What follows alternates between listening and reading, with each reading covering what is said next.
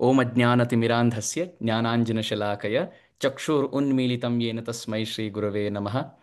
नमो ओम विष्णुपादाय कृष्णप्रेष्ठाय भूतले श्रीमते भक्तिवेदान्तस्वामिनिति नामिने। नमस्ते सरस्वती देवे गौरवाणी प्रचारिणे निर्विशेषशून्यवादी पाश्चात्यदेशतारिणे।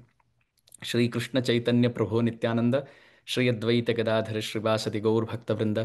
हरे कृष्ण कृष्ण कृष्ण हरे हरे, हरे राम राम राम हरे हरे। तो आज पहला सत्र है। 6 दिवसीय भागवत कार्यक्रम की सेवा हमें प्राप्त हुई, तो इसलिए कृतज्ञता भाव से हम यही कहेंगे कि ये परम सौभाग्य है, सुवर्ण अवसर प्राप्त है हमें। क्योंकि यदि जिह्वा भगवान के गुणावली में न लगे तो इस जगत के द्वंद्व में, किन्हीं की निंदा या किन्हीं की स्तुति में, निर्विण्ण न निर्विण्ण न अतिसक्त, भागवत की वाणी ये है कि किन्हीं की अधिक अधिक स्तुति ना हो, भौतिक स्तुति ना हो, और किन्हीं की पर चर्चा के रूप में निंदा ना हो। और इस द्वंद्व से मुक्त होने का रामबाण उपाय यही है कि जो आध्यात्मिक द्वंद्व है इसमें जिह्वा को फंसाए रखे। आध्यात्मिक द्वंद्व ये है कि राधा रानी की स्तुति और श्याम सुंदर की स्तुति। इस आध्यात्मिक द्वंद्व में जब जीव फंसता है तो भौतिक प्राकृतिक द्वंद्व से मुक्त होता है।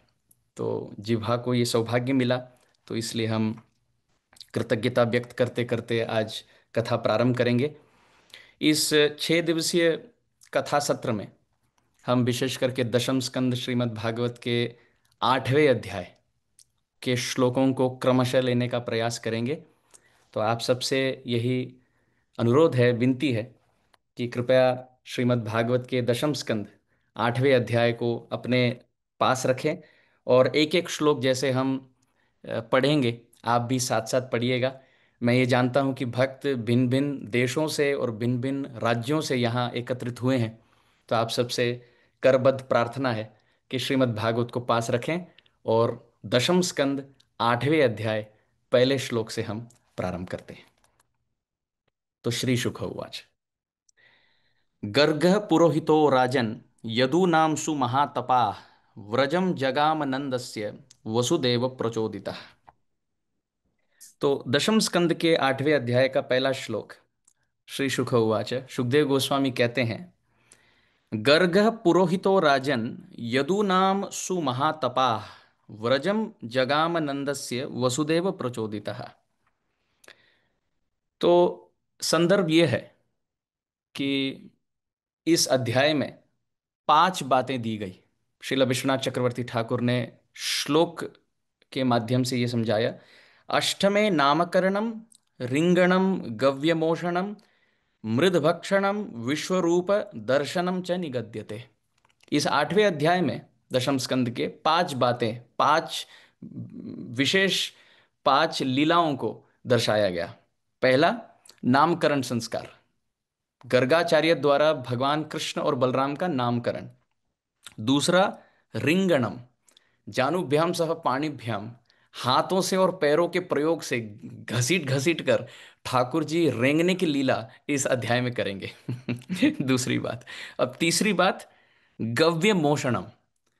अब संस्कृत में मुष धातु का अर्थ है चोरी करना, तो इसी से शब्द आता है मूषक। मूषक माने रैट, चूहा। क्योंकि वो चोरी करता है उसको मूषक कहते हैं, और मुष धातु का अर्थ है चोरी करना। तो यहाँ पे गव्य मोषणम, मानो ठाकुर जी यहाँ दूध दही माखन मिश्री सबकी चोरी करेंगे, ये तीसरी बात। चौथी बात, मृद भक्षणम, ब्रज के मृद का भक्षण होगा, व्रज रज का पान होगा। और पांचवी बात, अपने ही मुख में ठाकुर जी विश्व रूप का दर्शन अपने मैया श्री यशोदा रानी को कराएंगे। श्रील विश्वनाथ चक्रवर्ती ठाकुर ने सारथ दर्शनी टीका में पहले ही श्लोक की व्याख्या में ये बात कह दी। अच्छा, अब सीधा सीधा अर्थ इस श्लोक का ऐसा है कि गर्गाचार्य को वसुदेव महाराज मथुरा से वृंदावन की ओर मानो निवेदन करते हैं कि गोकुल महावन वृंदावन की ओर प्रस्थान करें, और अपने सुपुत्र कृष्ण को, जिनको वसुदेव महाराज ने कारागृह से मध्य रात्रि में गोकुल महावन में स्थानांतरित किया था, उन कृष्ण को और उन बलराम जी को, जो रोहिणी पुत्र हैं और वसुदेव पुत्र हैं, इन दोनों का नामकरण किया जाए। नामकरण के विषय में ये आचार्यगण लिखते हैं कि ब्राह्मणों के लिए वर्णाश्रम अनुसार ये नियम है कि पहले महीने में ही नामकरण होनी चाहिए, ये अति अनिवार्य है। और क्षत्रियों के लिए 3 महीने के अंतर्गत। और वसुदेव जी गिन रहे थे कि अब 100 दिन तक आने हुआ और ठाकुर जी का अभी तक नाम नहीं नामकरण संस्कार नहीं हुआ। ठाकुर जी जिनका नाम सनातन है, शाश्वत है, दिव्य है, चिन्मय है, अप्राकृत है, जिसको बारंबार भक्त सभी समाजों में, सभी संप्रदाय में, सभी कालों में, सभी पीढ़ियों में जपते हैं और तर जाते हैं, उन्हीं ठाकुर का वही नाम अब तक द्वापर युग में उदित नहीं हुआ। तो वसुदेव महाराज क्योंकि पिता हैं, उनको चिंता हो रही थी। और यहाँ पे गर्गाचार्य के लिए कहा गया वसुदेव प्रचोदितः, मानो वसुदेव द्वारा प्रेरित किए गए। अच्छा, और एक शब्द आया यदु नाम पुरोहित। गर्गाचार्य कौन थे? यदु के लिए, यदु वंश के लिए, राज्य वंश के लिए ये पुरोहित थे। ये कहने की आवश्यकता क्यों हुई? ये कहने का तात्पर्य ये है, सारांश ये है कि ऐसा नहीं कि वसुदेव ने कोई कोई पुरोहित को पकड़ कर कह दिया चलो जाकर नामकरण कर दो ना। जो यदुकुल में हितैषी पुरोहित हैं, जो एक पीढ़ी से दूसरे पीढ़ी प्रसिद्ध हैं, जो मानो सर्वशास्त्र पारंगत हैं, निष्णात हैं, वेदांत में निष्णात हैं, सभी शास्त्र को तत्व और रस से जानने वाले मर्मज्ञ हैं और हितैषी हैं, सरल स्वभाव के हैं, यदुवंशियों के लिए निकटतम प्रियतम पुरोहित हैं, ऐसे गर्गाचार्य को जो सुमहातपा, देखिए कितना बड़ा विशेषण दिया, तपस्या कर रहे हैं, वो भी महातपस्या, वो भी सुमहातपस्या। इस पर श्रीपाद सनातन गोस्वामी जी दो बातें लिखते हैं अपने बृहद वैष्णव तोषणी में। कहते हैं कि वही व्यक्ति सुमहातप हो सकता है जो भगवान के भजन में पूर्णतया मग्न हो। गर्गाचार्य देखिए इस लीला में वसुदेव एक पक्ष में और नंद बाबा दूसरे पक्ष में, और दोनों वात्सल्य प्रेम के मुकुटमणि। नंद बाबा ब्रज में वात्सल्य प्रेम के मुकुटमणि और वसुदेव महाराज ब्रज के बाहर वात्सल्य प्रेम के मुकुटमणि। इन दोनों वात्सल्य प्रेम मूर्तियों के बीच में गर्गाचार्य परस्पर लीला इसलिए कर पा रहे हैं क्योंकि वो सुमहातपा हैं, मानो भक्ति में छके हैं, कृष्ण के श्रवण कीर्तन मनन चिंतन में ही उनका पूरा जीवन व्यतीत हो रहा है, इसलिए ये सुमहातपा। दूसरा अर्थ श्रीपाद सनातन गोस्वामी करते हैं कि श्री भगवन नाम भाग्यवान। वही गर्गाचार्य जी को यहाँ विशेषण के रूप में सुमहातपा इसलिए कहा गया क्योंकि इन्हीं को माध्यम बनाकर ठाकुर जी अपना इतना मंगलमय, भद्रकारी, कल्याणकारी नाम को इस जगत में उदित कर रहे हैं। जिस प्रकार पर्वत के पीछे से कई बार दर्शन होता है कि सूर्य का प्रादुर्भाव हो रहा है, उदय हो रहा है, या कई बार देखने में लगता है कि समंदर के तट पे सूर्य का अस्त हो रहा है, सूर्यास्त हो रहा है, परंतु सूर्य ना उदित होता है ना अस्त होता है, ये सदा सर्वदा शाश्वत काल से लेकर शाश्वत काल तक स्थित है। केवल हमारे दृष्टि के लिए ऐसा प्रतीत होता है कि सूर्य का मानो उदय होना और सूर्य का अस्त होना। इसी प्रकार ठाकुर जी का नाम भी या ठाकुर जी का रूप भी जब प्रभु इस जगत में आते हैं आविर्भूत होता है और तिरोभावित होता है। उसके मध्यकाल में ठाकुर जी प्रकट करते हैं अपने लीला को, प्रकट करते हैं अपने रूप को, परंतु प्रकटीकरण के पूर्व और तिरोधान के बाद भी ठाकुर जी शाश्वत रूप में, उसी दो भुजा रूप में, उसी गुणों में, उसी स्वभाव में सदा सर्वदा काल से लेकर सदा सर्वदा काल तक स्थित है। तो वो नित्य शाश्वत चिन्मय नाम को प्रकट करने वाले जो भाग्यशाली हैं गर्गाचार्य, उनको सुमहातपा कहा गया। तो ऐसे गर्ग पुरोहितो राजन यदु नाम सुमहातपा। अच्छा, राजन अब संबोधित क्यों किया गया परीक्षित महाराज को? ये इसलिए हो रहा है क्योंकि इसके पूर्व अध्याय में, 6वें अध्याय में और 7वें अध्याय में पूतना उद्धार की लीला, शकट भंजन की लीला और तृणावर्त उद्धार की लीला, ये तीनों लीलाएं सुखदेव गोस्वामी ने वर्णन की। मानो असुर दमन लीला हुआ, तो अब विषयांतर हो रहा है। जो ठाकुर जी दो प्रकार की लीला करते हैं, एक तो भक्त मनोरंजन लीला करते हैं जहां पे भक्तों के साथ आदान प्रदान होता है, और दूसरे लीला में दुष्ट गर्व गंजन लीला करते हैं, दुष्टों को असुरों का दमन करते हैं। तो छठवें और सातवें अध्याय में दु, दुष्ट गर्व गंजन लीला की है, मानो असुरों का वध हुआ। अब आठवें नौवें अध्याय में भक्त मनोरंजन लीला हो रही है, क्योंकि यहां रसांतर हो रहा है, विषयांतर हो रहा है। इसलिए महाराज परीक्षित का ध्यान आकृष्ट करते हुए कहते हैं, हे राजन, इस लीला में व्रजम जगाम नंदस्य, नंद बाबा के व्रज में गर्गाचार्य का प्रवेश हुआ। अब एक और अद्भुत बात है इस संदर्भ में कि नंद बाबा छठवें, विशेष करके सातवें अध्याय के बाद थोड़े डर गए थे। क्यों डर गए थे? क्योंकि बारंबार मेरे बच्चे के जीवन में आपत्ति आ रही है। छठवें अध्याय में पूतना, और सातवें में शकट और तृणावर्त, और नंद बाबा तो पांचवें अध्याय में मथुरा में थे।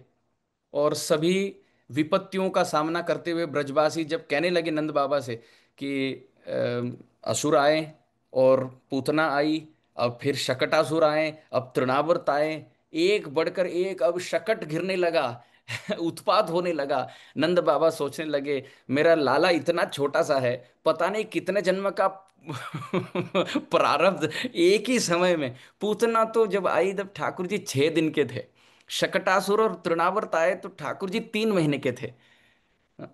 तीसरे महीने पर जब उत्थान लीला हुई, तब वहीं शकटासुर का भी वध हुआ। तो नंद बाबा सोच रहे हैं, पता नहीं कितने जन्मों का प्रारब्ध विष्णु भगवान, मेरे छोटे लाला का प्रारब्ध विष्णु भगवान पता नहीं साथ ही साथ दे रहे हैं।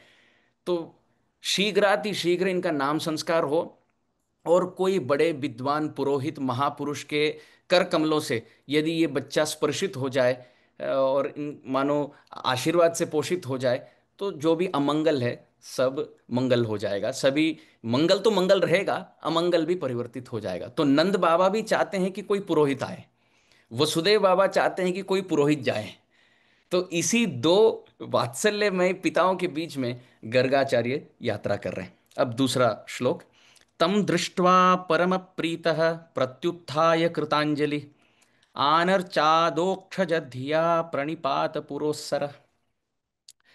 गर्गाचार्य प्रवेश करते हैं वृंदावन में, और तम दृष्ट्वा, उन गर्गाचार्य, उन महानुभाव का दर्शन करके, परम प्रीतः, नंद बाबा बड़े उत्सुकता से, परम प्रीत माने परम प्रसन्न हुए, संतुष्ट हुए। ये एक विशेष गुण है भक्त में। भक्त आनंद और आह्लाद, मानो हर्ष उल्लास का अनुभव करता है जब कोई वरिष्ठ वैष्णव का दर्शन हो।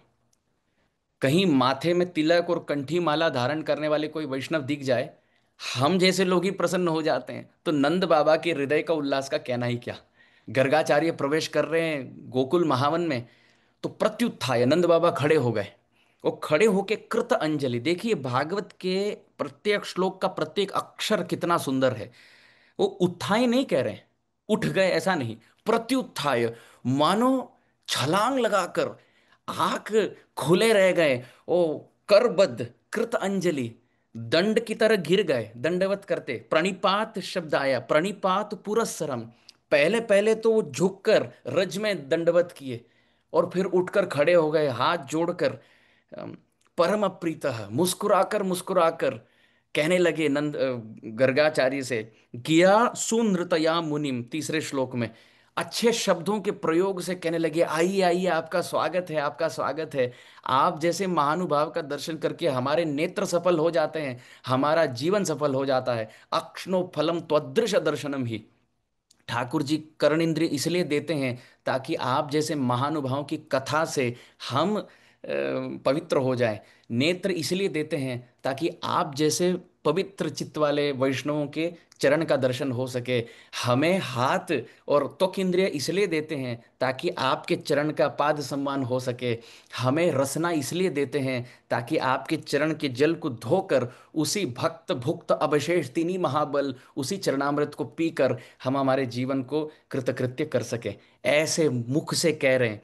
और आनर्च अधोक्ष जदिया, दंडवत देकर हाथ जोड़कर सुमधुर वाणियों से फिर आसन ग्रहण कराकर चरण धोकर उनको माला अर्पण करके, उनके मस्तक में चंदन अर्पण करके, मधुपर्क देकर, और फिर भोजन कराकर, उनको चामर ढुलाकर, अपने चित्त के वृंदावन में आप दर्शन कीजिए, नंद बाबा सेवा कर रहे हैं गर्गाचार्य की। और शब्द आया, बहुत सुंदर शब्द, अधोक्षज धिया। इस पर हमारे आचार्यों ने बड़ी अच्छी व्याख्या की। अधोक्षज ये ठाकुर जी का नाम है।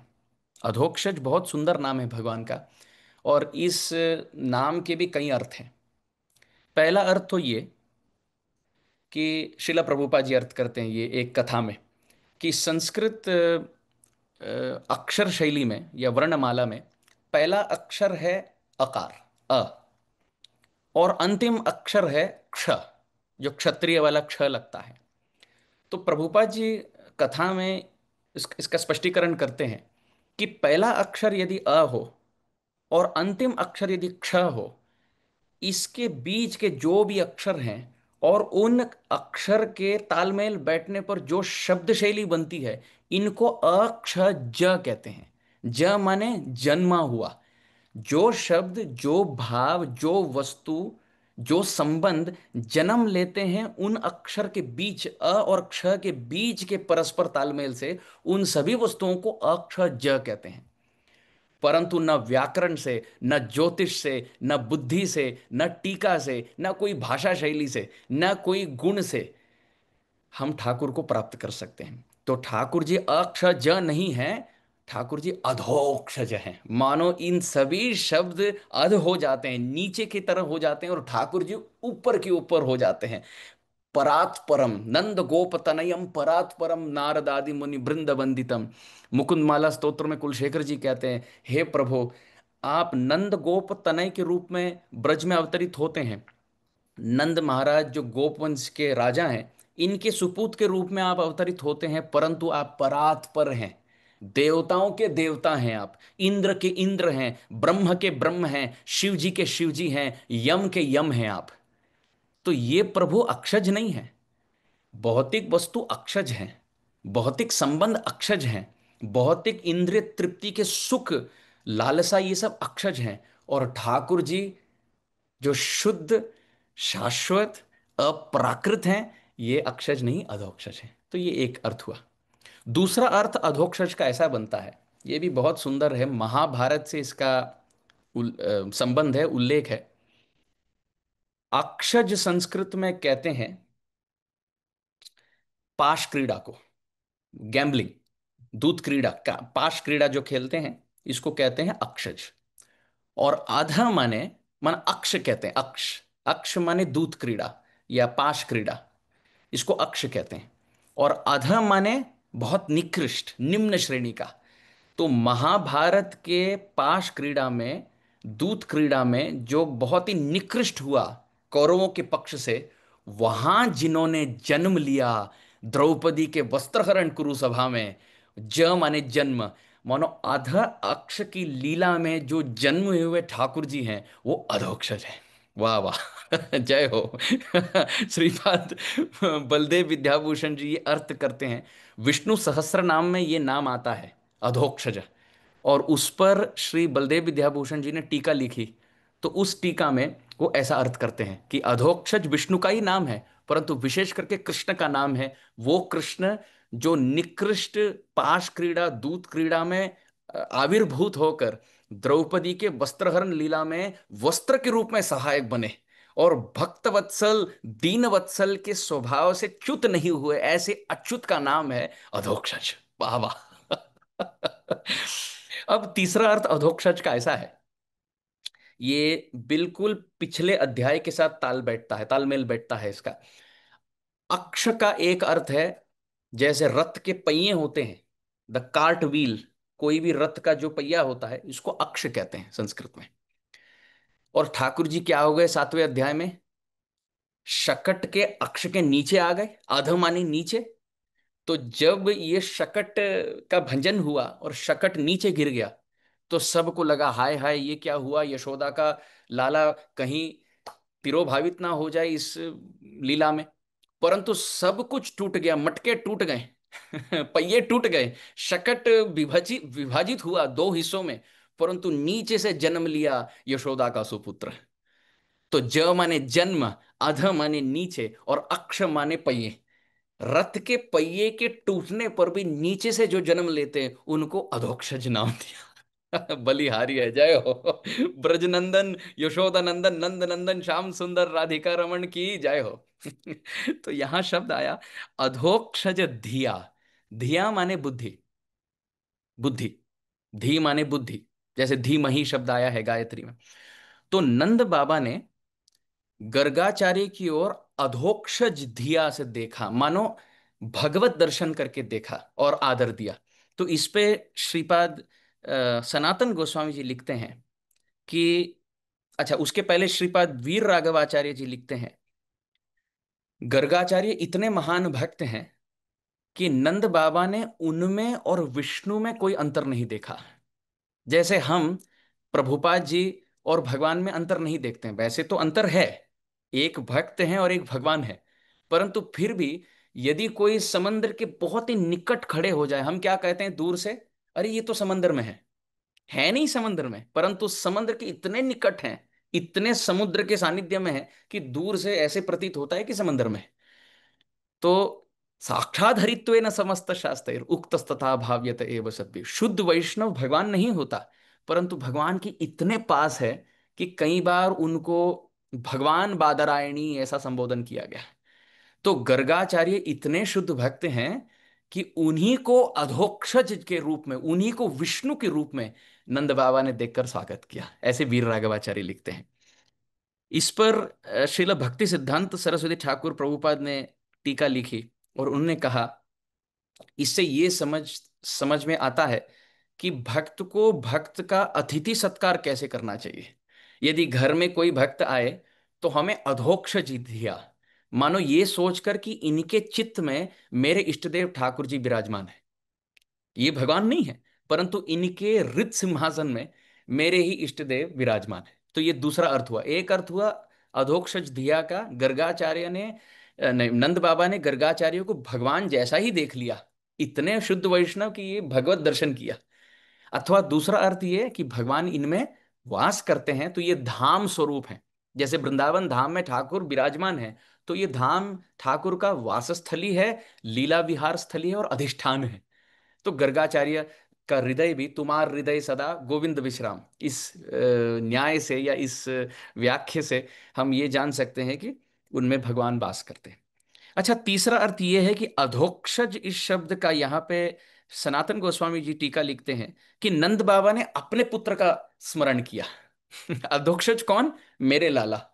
मैं अपने लाला का स्मरण करते हुए गर्गाचार्य जब आए तो ये सोचा, हाय हाय, मेरे पुत्र के जीवन में इतना अमंगल इसलिए था क्योंकि ऐसे वरिष्ठ वैष्णव अब तक आए नहीं। अब जो आ चुके, अधोक्षज दिया, मनो स्मरण कर रहे हैं अपने पुत्र का और दर्शन कर रहे हैं अतिथि का, और जोड़ रहे हैं अंदर ही अंदर कि ऐसे महानुभाव आचार्य यदि आकर नामकरण कर दे मेरे पुत्र का तो सभी अमंगल नष्ट हो जाएगा। मंगल भवन अमंगल हारी, द्रुबहु सु दशरथ अचर बिहारी। यहाँ दशरथ महाराज स्वयं नंद बाबा उसी अमंगलहारी राम नहीं श्याम का नामकरण करने के लिए गर्गाचार्य को स्वागत कर रहे हैं। तो इससे हमें ये सीख मिलती है कि जो हमारे नामदाता गुरु हैं उनका अतिथि सत्कार और उनका सम्मान हमें इस भाव से करना चाहिए, क्योंकि गर्गाचार्य नामदाता हैं। वो नंद बाबा के घर में आकर कृष्ण नाम प्रदान कर रहे हैं। तो हमारे जीवन में जो कृष्ण नाम प्रदान करने वाले गर्गाचार्य हैं, नामदाता गुरु हैं, हमें भी तम दृष्ट्वा परम प्रीतः प्रत्युत्थाय कृतांजलि, हाथ जोड़कर दंडवत देकर चरण प्रक्षालन करके और विनम्र भाव से मधुर वाणी से उनका सम्मान करना चाहिए। अब तीसरा श्लोक, सूपविष्टम कृतातिथ्यम गिरासूनृतया मुनिम नंदयित्वा ब्रवीत ब्रह्मन् पूर्णस्य करवामकिम। तो पहले जो पद हैं इसकी तो व्याख्या हो चुकी। फिर नंदयित्वा ब्रवीत ब्रह्मन्, जब नंद बाबा ये सब कर रहे थे, सम्मान दे रहे थे और स्वागत कर रहे थे, तो गर्गाचार्य क्या कर रहे थे? इसमें इस तीसरे श्लोक में उत्तर है, मुनिम शब्द आया। मुनिम, मुनिम के दो अर्थ हैं।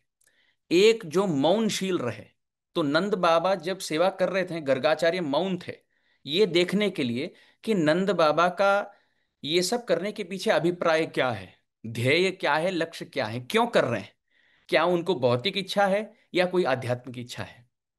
नंद बाबा के जीवन में सर्वश्रेष्ठ भौतिक इच्छा सर्वश्रेष्ठ आध्यात्मिक इच्छा हो चुकी है। हमारे जीवन में भौतिक इच्छा और आध्यात्मिक इच्छा ये दोनों मानो द्वंद्व के रूप में दो अलग अलग पक्ष में है।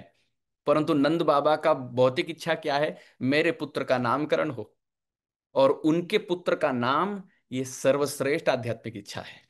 तो इसलिए मौन है, ये पहला अर्थ। गर्गाचार्य एकदम मौनशील होकर देख रहे हैं। और दूसरा अर्थ ये है मौन का, मुनि का अर्थ ये है जो मननशील रहे। जब सम्मान हो रहा था, गर्गाचार्य मन ही मन में अपने गुरुदेव का मनन कर रहे थे, चिंतन कर रहे थे। और जो भी आदर सम्मान मिल रहा था, वो सब दासवत, भृत्यवत, शिष्यवत, सब कुछ अपने गुरु परंपरा को यथारूप वो प्रस्तुत कर रहे थे मुनि। नंदयित्वा, नंदयित्वा का अर्थ है प्रसन्न कराकर, संतुष्ट कराकर। नंद शब्द का अर्थ है आनंद। नंद को आनंद भयो जय कन्हैया लाल की, ये ब्रज में बहुत प्रसिद्ध है। तो नंद का अर्थ ही है आनंद। जब भौतिक बद्ध जीव भी जब दो सुमधुर शब्द कह दे, तो सुनने में बड़ा आनंद आता है। और जिनका नाम ही नंद हो, और आनंद स्वरूप के मूर्तिमान कृष्ण के ही परम पिता हो, तो वो नंद जब आनंद पूर्वक शब्द कहें, तो नंदयित्वा, कितना ही आनंद आया होगा गर्गाचार्य के मन को, हृदय को और कर्णेंद्रियों को। तो नंदयित्वा, उनको प्रसन्न करके अब नंद बाबा अपने हृदय का अभिप्राय कह रहे हैं। पहले कहते हैं ब्रह्मन पूर्णस्य करवा किम, आप ब्रह्मण हो। अब ब्रह्मण शब्द का अर्थ क्या है, विष्णु पुराण में इसकी व्याख्या की गई ब्रह्मण शब्द का, बहुत सुंदर। कई बार हम सुनते हैं ब्रह्मन, पर ब्रह्मन, ब्रह्मेति परमात्मेति। तो ये ब्रह्म शब्द का व्युत्पत्ति क्या है, इसका अर्थ क्या है। प्रपद्ये शरणम शुद्धम त्वद्रूपम परमेश्वर, बृहत्वात् ब्रह्मणत्वाच्च यद्रूपम ब्रह्म संगीतम। विष्णु पुराण में अर्थ आया, ब्रह्म वही है जो बड़े हैं, बृहत हैं, और जिनके स्पर्श से छोटे लघु भी गुरु हो जाते हैं।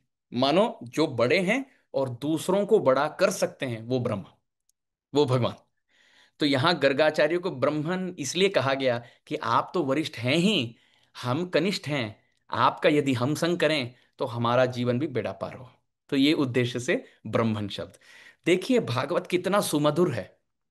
एक होती है लीला सुनना, और एक होता है एक एक अक्षर, एक एक शब्द, एक एक भाव, एक एक टीका, एक एक पद, एक एक श्लोक, फिर एक एक अध्याय, फिर एक एक स्कंद करके पठन करना। इसमें तो आनंद, जैसे एक होता है रसगुल्ला देना, किसी को दो दो तीन तीन रसगुल्ला दे दो और कह दो कि अब 2 सेकंड में इसको निगल लो। चलो ये भी मीठा है, पर उतना मीठा नहीं कि यदि एक रसगुल्ला हाथ में थमा दे और वो व्यक्ति तोड़ तोड़ कर एक एक अंश पाए, और रसास्वादन कर करके जिह्वा को रसपान करते करते उसको निगले। भागवत तो पिबत भागवतम रसमालयम, ये घटकने के लिए नहीं है ये ग्रंथ। ये रसपान, बूंद बूंद से रसपान है। बूंद बूंद से रस टपकता है। तो ब्रह्मण शब्द की परिभाषा यही है कि बृहत्वात् ब्रह्मणत्वाच्च यद रूपम ब्रह्म संगीतम। आप बड़े हो, हम कनिष्ठ हैं। आपके स्पर्श से, आपके संग से हम, हमारे जीवन में भी कुछ उद्धार आ जाए। परंतु पूर्णस्य करवाम किम, आप पूर्ण हैं, आप संतुष्ट हैं। हम भला आपकी क्या कर सकते हैं, क्या सेवा कर सकते हैं। हे गर्ग जी, आप बताइए, ब्रज की ओर प्रस्थान करने का आपका क्या उद्देश्य। आप तो पूर्ण हैं, संतुष्ट हैं, संतुष्ट सततम योगी यतात्मा दृढ़ निश्चय। आप बड़े वैष्णव हैं। वैष्णव इस जगत को देने आता है, जगत से कुछ लेता नहीं। जैसे गाड़ी खरीदते समय गाड़ी की माइलेज जो होती है, ये देखना महत्वपूर्ण होता है। जैसे कितना पेट्रोल पिएगी और कितने किलोमीटर भागेगी। पेट्रोल यदि ज्यादा पिए और किलोमीटर कम भागे, ऐसी गाड़ी लेकर कोई फायदा नहीं। परंतु पेट्रोल कम पीकर यदि कई घंटे चले, ये बढ़िया। तो भक्त को भी ऐसे ही होना चाहिए कि माइलेज ज्यादा हो। बद्ध अवस्था में माइलेज कम होता है, शुद्ध अवस्था में माइलेज ज्यादा होता है। इसका अर्थ यह है, बद्ध अवस्था में हम संसार से केवल लेते हैं, संग्रह करते हैं, अर्जन करते हैं। कपड़े संसार से ले, धन राशि संसार से ले, अन्न समृद्धि संसार से ले, संबंध रिश्ते नाते वस्तु सब संसार से ले, परंतु मृत्यु में ये सब छोड़कर जाते हैं, जगत को कुछ दे नहीं पाते हैं। बस लेना लेना लेना लेना। लेने से व्यक्ति तुच्छ होता है, देने से उच्च हो जाता है। इसका सीधा सीधा उदाहरण जगत में देखने मिलता है कि जब समंदर का पानी मेघ स्थल में चला जाता है और मेघ का पानी समंदर की ओर, आप देखो समंदर कितना विशाल है, फिर भी लेता रहता है, इसलिए स्थान नीचे है। और मेघ इतना छोटा है, फिर भी देता रहता है, इसलिए स्थान ऊपर है। व्यक्ति जितना ले उतना नीचे हो जाता है, और जितना दे उतना ऊपर।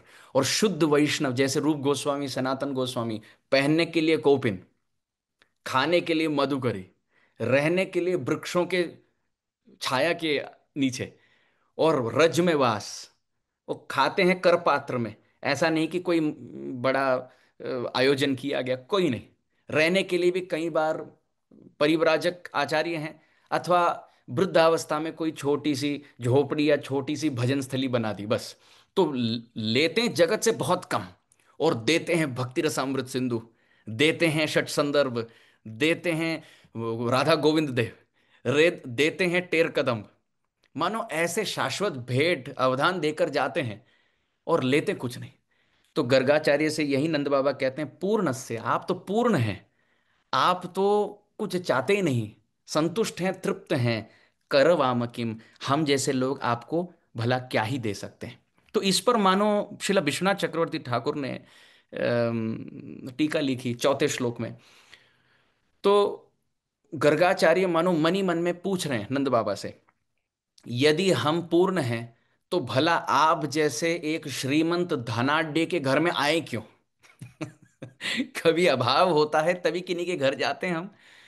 आजकल भी यदि कोई कहीं यात्रा होती है, या कहीं किन्हीं के घर, या कहीं प्रस्थान होता है, तो कोई उद्देश्य होता है। चलो रहने के लिए कहीं स्थान मिल जाए, पाने के लिए कुछ प्रसाद मिल जाए, बोलने के लिए दो लोग मिल जाए, कुछ ना कुछ तो कोई अभिलाषा होती है।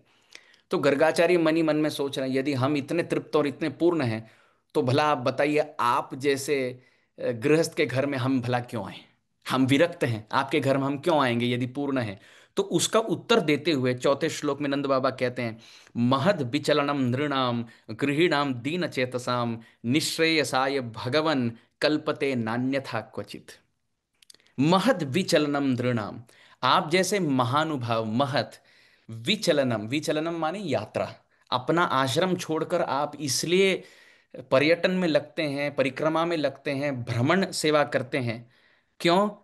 गृहीणाम दीन चेतसाम, हम जैसे फंसे हुए आसक्त गृहस्थों के उद्धार के लिए आप आते हैं। आपका कोई मन में स्थित भौतिक अभिलाषा पूर्ण करने के लिए नहीं, आप हमारे उद्धार के लिए आते हैं।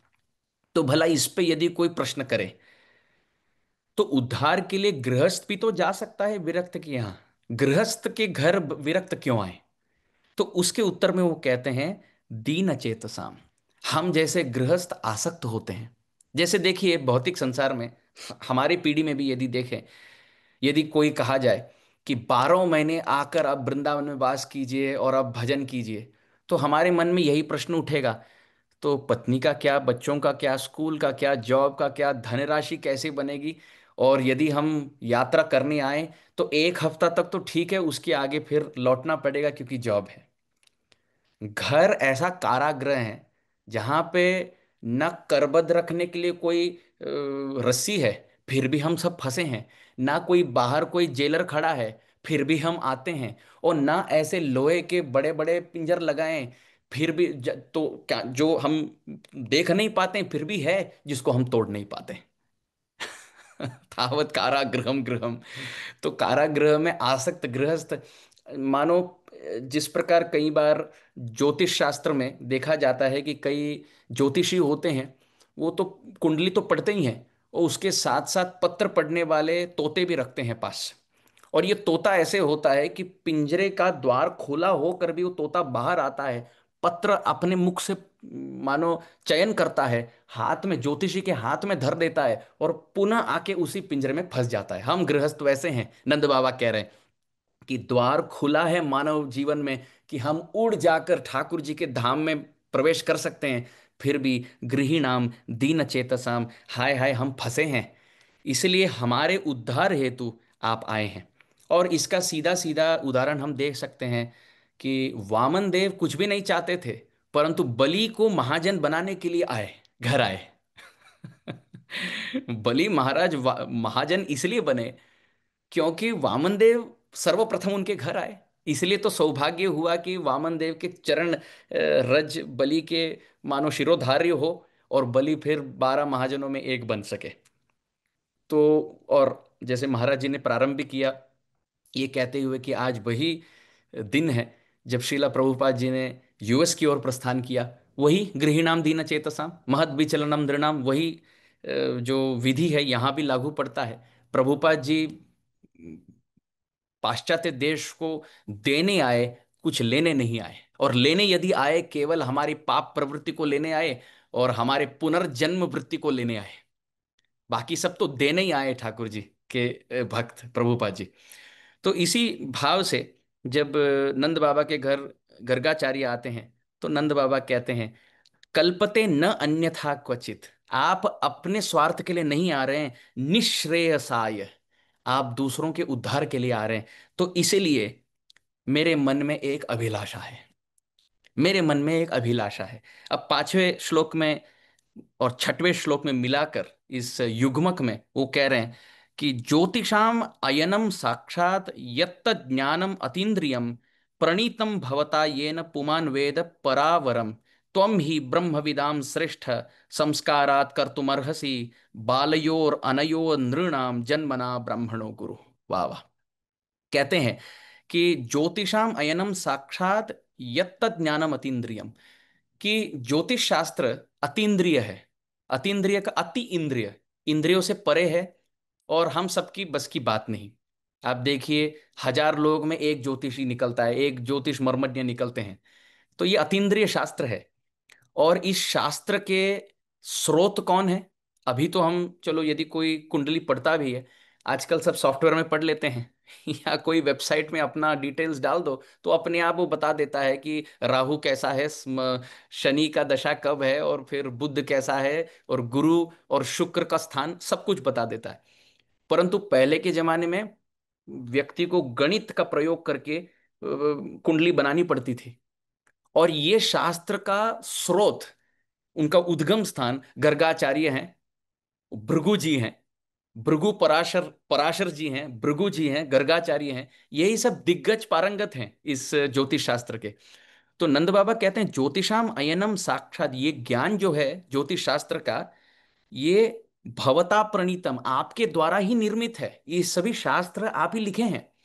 तो यदि सोचिए, ये शास्त्रों को पढ़कर यदि कोई पंडित बन जाए और वो कुंडली देख पा रहा है, तो आप यदि साक्षात आकर मेरे बच्चों का कुंडली पढ़ लें, जन्म कुंडली बनाएं, और मुझे बताएं कि मेरे ये जो 2 पुत्र हैं, वो सामने बैठे हैं दोनों बच्चे कृष्ण और बलराम, ये कैसे प्रतीत होता है? 6वें श्लोक में शब्द आया है बालयोर अनयोर। अब अनयो षष्ठी बहुवचन, षष्ठी द्विवचन का प्रयोग है इदम शब्द का। मानो ये दो, ऐसे हाथ करके नंद बाबा कह रहे हैं, ये 2 बच्चे जो हैं, इनका आप संस्कारात कर्तुम अर्हसि, आप कृपया करके इनका संस्कार करा दीजिए। इनकी पत्रिका पढ़िए और बताइए कि पूर्व जन्म में ये कौन थे और इसी जन्म में आगे जाकर क्या बनेंगे। आप कृपया करके बता दीजिए। तो इस पर मानो गर्गाचार्य हिचकिचा रहे हैं। गर्गाचार्य अब, वैसे तो गर्गाचार्य यही करने आए थे, गर्गाचार्य तो नामकरण करने ही आए थे। परंतु अब डर बैठ गया गर्गाचार्य के मन में कि नंद बाबा यदि सामने से पूछ रहे हैं नामकरण करा दो, अब ये ढिंडोरा पीटेंगे पूरे ब्रज में। ढिंडोरा पीट कर कहेंगे, अब देखो कृष्ण बलराम का नामकरण संस्कार करने के लिए यदुवंश के पुरोहित गर्गाचार्य मथुरा से वृंदावन आए। तो ये बात फैलते फैलते कंस महाराज के कानों तक पहुंच जाएगी। और कंस महाराज वैसे ही वहां पे सोच रहे हैं कि 8वां संतान गया कहाँ? 8वां संतान कहाँ गया? और इसके बीच में वहां यहीं बैंड बाजा यहीं वृंदावन में बजाए तो कंस महाराज 2 और 2 4 मिला देंगे और कहेंगे कि ये वसुदेव का ही पुत्र वहां गया। और अब नंदोत्सव मनाया गया, अब नामकरण मनाया गया, तो ये सबके लिए अहित होगा, सबके लिए ये मानो घातक हो सकता है। ये सोचकर गर्गाचार्य सोच रहे हैं नामकरण मैं करूंगा, परंतु गुप्त रूप से, रहस्यमय रूप से, गोपनीय रूप से, ऐसे सबके सामने नहीं, सबको बुलाकर सबके सामने यदि नामकरण कर दूं, कोई ना कोई मथुरा में बात फैला देगा। और भला कोई सोच भी सकता है कि यदुवंश का पुरोहित ब्रज में भला क्या कर रहा है। नंद और वसुदेव वैसे ही सब जानते हैं कि उनकी बड़ी मैत्री है, बड़ी सख्य है, बहुत बड़ी अच्छी दोस्ती है। और यहाँ का अब आठवां संतान अभी स्त्री हो गई, इष्ट देव दुर्गा देवी प्रकट हो गई, कारागृह में प्रकट होकर कंस को, महाराज को कहती है कि तुम्हें मारने वाला पुत्र कहीं और जन्मा हुआ, अब तुम ढूंढो। कंस अब आश्चर्यचकित हो गए और क्लेश बढ़ गया, उनके मन का शोक और ग्लानि बढ़ गई। और यहाँ पे यदुवंश के पुरोहित यहाँ बैठे और नामकरण संस्कार कर रहे हैं, तो कोई भी जान पाएगा। तो गर्गाचार्य चाहते हैं कि नामकरण हो, नंद बाबा भी चाहते हैं नामकरण हो, परंतु गर्गाचार्य ये मनाना चाहते हैं कि आप गुप्त रूप से, मैं करने को तैयार हूं पर गुप्त रूप से किया जाए। परंतु उसके पहले एक और हिचकिचाहट बात यह है कि नंद बाबा के गुरु हैं, जो हैं भागोरी ऋषि वृंदावन में। और वैष्णव जो होता है ये मर्यादा व्यतिक्रमण करने से बहुत डरता है। यदि किन्हीं के गुरु हैं तो भला मैं नामकरण क्यों करूं, मेरा तो स्थान ठीक नहीं होगा, क्योंकि गुरु ही करते हैं नामकरण।